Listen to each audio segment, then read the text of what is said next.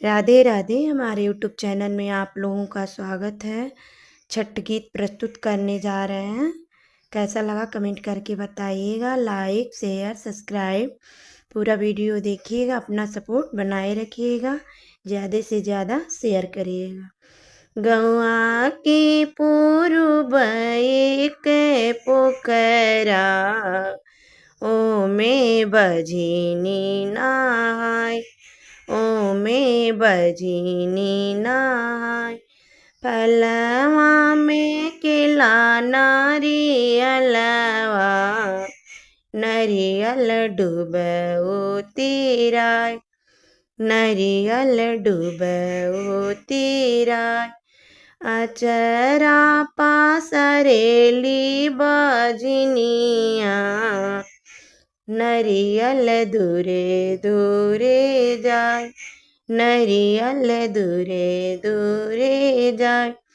कवन करम हम कैली जरि गल करम हमार जरि गल करम हमार।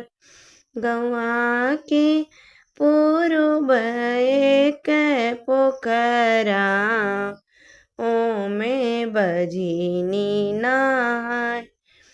फलवा में नीबुआ अनरसवा अनरस डूबो तिराय अनरस डूबो तिराय।